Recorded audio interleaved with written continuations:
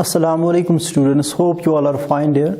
Students, as you know, we are talking about the theory of supply and we have already discussed about the different chapters or different topics regarding the supply.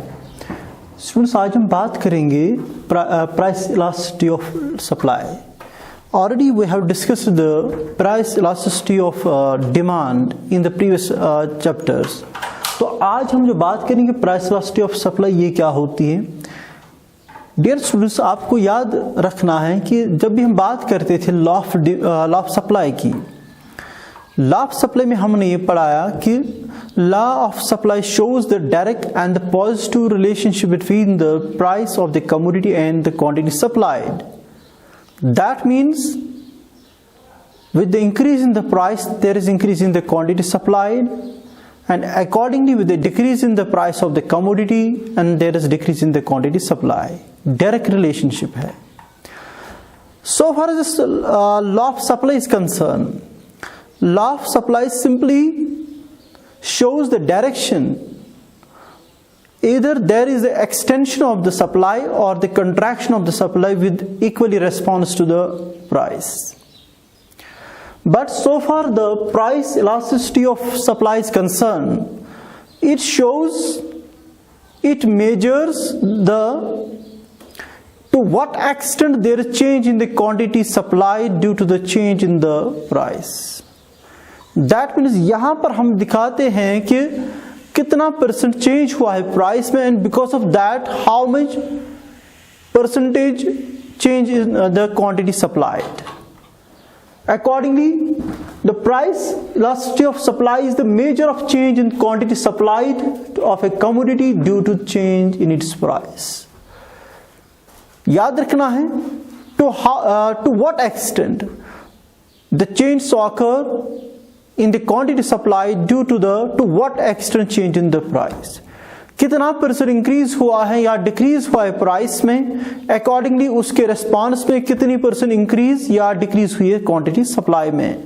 Law of supply सिर्फ बोल रहा था direction, but the price elasticity of supply दिखाता है कि to what extent how much there is change in the quantity supplied due to the how much change in the price. Dear, आज हम इसी पर बात करेंगे प्राइस इलास्टिसिटी ऑफ सप्लाई की, जैसे हमने यहां पर लिखा है price elasticity of supply is a measurement of percentage change in quantity supplied of a commodity in response to some percentage change in its price. That means it simply shows the responsiveness of the quantity supplied with the response to the change in the price. Price में कितना change हुआ according to response कितना मिल रहा है quantity supply से, that's called the price elasticity of supply. The most important thing is that we are just dealing with we are just giving the relationship between the price and the quantity supplied, just like in the law of supply. So far the measurement of the price elasticity of supply, कैसे हम major कर सकते हैं price elasticity of supply, कितनी है, कम है कि ज्यादा है, इक्वल रिस्पॉन्स मिल रहा है कि ज्यादा रिस्पॉन्स मिल रहा है या कम रिस्पॉन्स मिल रहा है. There are different methods, generally दो मेथड्स हमारे पास हैं. One is called the proportionate method और in general it is called the percentage method. One is called the proportionate method और percentage method. It is the most important method which is widely used to measure the price elasticity of supply. That's called the proportionate or percentage method. Second method, that is the geometric method. दो methods हमारे पास है कि जिससे हम major कर सकते हैं कि प्राइस इलास्टिसिटी ऑफ सप्लाई जो है वो ज्यादा है कि कम है, रेस्पॉन्स ज्यादा मिल रहा है सप्लाई से कि कम मिल रहा है या इक्वल रेस्पॉन्स मिल रहा है. डियर स्टूडेंट्स, चले हम बात करेंगे आज किसकी, परसेंटेज मेथड या प्रोपोर्शनेट मेथड की. जैसे ऑलरेडी हमने वहां पर यहां पर लिखा है कि price elasticity of supply is a measurement of percentage change in the quantity supplied of a commodity in response to some percentage change in its price. So far the percentage method is concern, जब percentage method की बात आती है, it can be measured only by the percentage change in the quantity supplied divided by the percentage change in the price. और in other words हम कह सकते हैं percentage method क्या दिखाता है? It shows or according to the percentage method, the ratio between the change in the percentage change in the quantity supplied and the percentage change in the price of the commodity. तो हम ये जो है percentage method में दिखा सकते हैं. यहां पर हम इसके कुछ पॉइंट्स लिखेंगे और कुछ एक्सरसाइज भी हम यहां पर दिखा सकते हैं. ओके डियर, चलिए डियर हम यहां पर परसेंटेज मेथड की बात करेंगे. Okay dear, let's make it understand with the help of numerical example. हम एक एग्जांपल के तौर से लेंगे. Example first. ओके, मान लीजिए एक प्रोड्यूसर है, वो सप्लाई करता है. जब वो प्राइस को देखकर जितना वो सप्लाई करता है अकॉर्डिंगली जब प्राइस चेंज हो जाता है तो सप्लाई भी चेंज ऑटोमेटिकली होती है. फॉर एग्जांपल अगर हम बात करेंगे, ए प्रोड्यूसर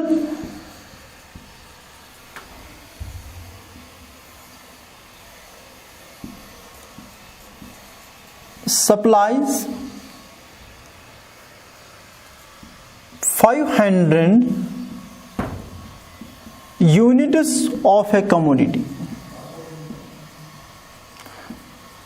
वो 500 units of commodity at the price 12 rupees 12.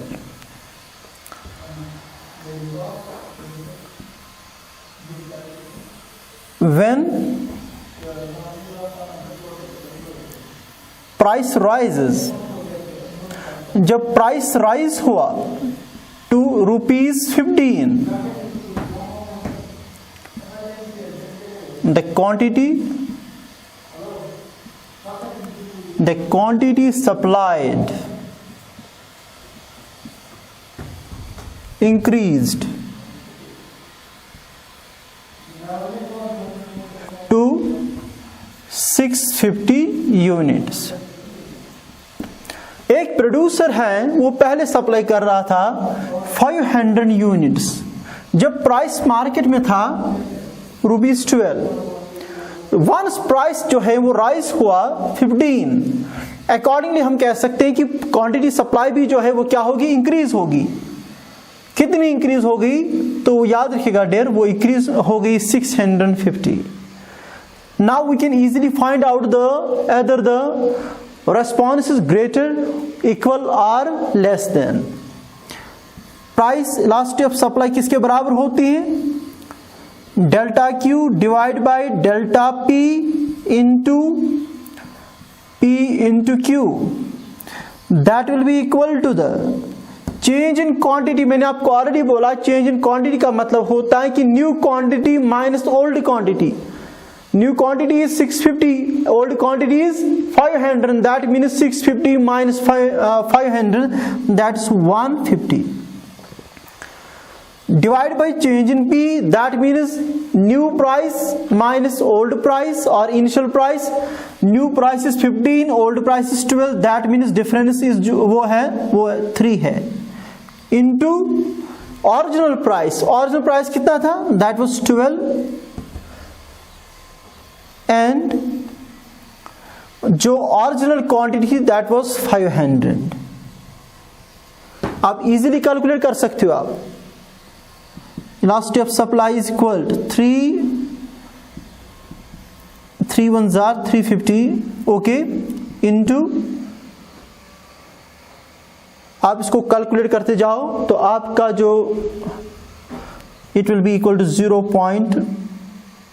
0.024. So elasticity of supply will be equal to the 1.2. 1.2 क्या दिखाता है dear? It shows the greater response, या कह सकते हो it shows the greater than 1. या in other words we can write down like this, velocity of supply is greater than 1। That means जब price जो है इंक्रीज हुआ था, सप्लाई इससे कई गुना इंक्रीज हुआ है।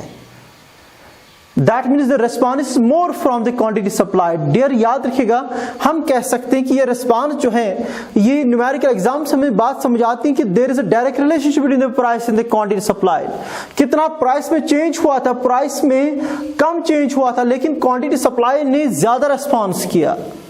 आप मान लीजिए ऐसे कि जैसे प्रोड्यूसर्स रेडी थे कि वंस प्राइस थोड़ा सा क्या हो जाएगा, इंक्रीज होगा, कि हम क्वांटिटी सप्लाई को और ज्यादा क्या कर सकते हैं, इंक्रीज कर सकते हैं। हम एक और एग्जांपल दे सकते हैं, न्यूमेरिकल एग्जांपल।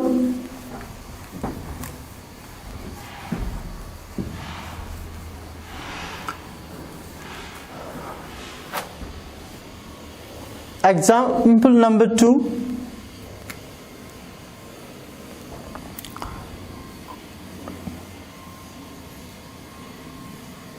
मान लीजिए प्राइस जो था डियर, एक प्रोड्यूसर जो है वो क्या करता है, प्राइस जो इनिशियल प्राइस था,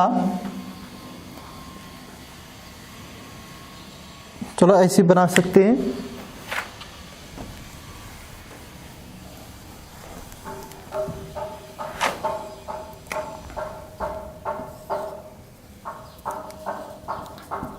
quantity supplied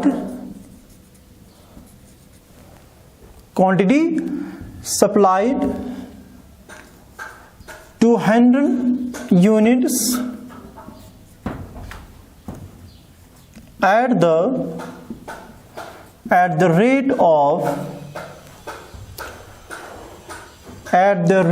of 5 rupees 5, and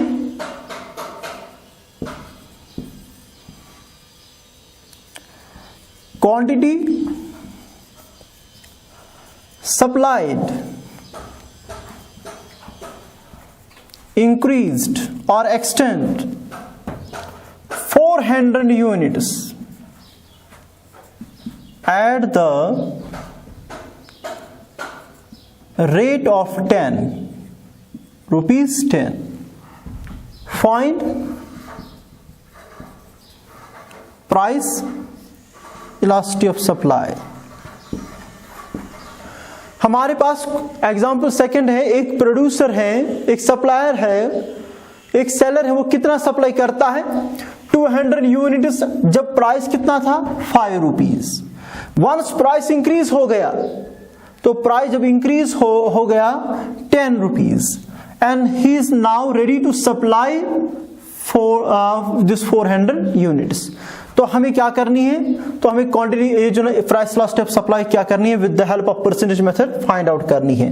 कैसे करते हैं डियर, हमें पता है फॉर्मूला क्या है, delta Q divide by delta P into P divide by Q, that will be equal to the, we know change in quantity कितना है। हमने ऑलरेडी बोला आपको कि चेंज इन क्वांटिटी का मतलब होता है कि new quantity minus old quantity supplied. 400 minus 200, that will be equal to the 200. Okay dear? Divide by change in price कितना हुआ, new price minus old price. New price कितना है 10, माइनस क्या करना है old price, that is 5। 10 minus 5, that will be equal to the 5 into P। P का मतलब है ओरिजिनल प्राइस, इनिशियल प्राइस, जो पहला वाला या इनिशियल प्राइस कह सकते हैं, दैट वाज 5। और याद रखिएगा डियर, इनिशियल प्राइस कितना था 5। अब हम कह सकते हैं यहां पर कि अब जो है इनिशियल क्वांटिटी कितनी थी, दैट वाज 200। ओके डियर, याद रखना है, मैंने आपको ऑलरेडी समझाया, change in, don't be confused here, change in quantity किसके बराबर होती है, न्यू क्वांटिटी माइनस ओल्ड क्वांटिटी। सो हमारे पास क्या है, change in Q is equal, नई क्वांटिटी कितनी है, दैट इज 400, ओल्ड कितनी थी 200, तो हमारे पास आता है चेंज इन क्वांटिटी 200, जो हमने यहां पर रख दिया है। चेंज इन पी का मतलब क्या होता है, P1 minus P, that is change in P is equal to नया प्राइस कितना है 10, इससे पहले ओरिजिनल प्राइस दैट इज 5, तो हमारा P जो बनता है वो कितना है 5, वही हमने लिखा 5। ये ओरिजिनल 5 है ओरिजिनल प्राइस, ये है ओरिजिनल क्वांटिटी। तो अगर आप देख सकते हो डियर 5 इसके साथ कैंसिल हो गया, 200 इसके साथ कैंसिल हो जाता है, elasticity of supply will be equal to the 1। What does that mean? इसका मतलब क्या है dear? Equal response.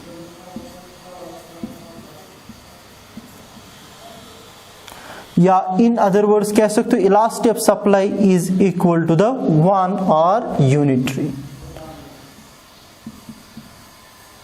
Unitary elasticity of supply, there should not be any confusion. याद रखना है आपको, सिर्फ देखना है कि रिस्पांस, तो पहले आपको ऑलरेडी पता है कि रिस्पांस क्या होगा, पॉजिटिव होगा। जब प्राइस इंक्रीज होगा क्वांटिटी सप्लाई भी इंक्रीज होगी, जैसे इस केस में हमने देखा।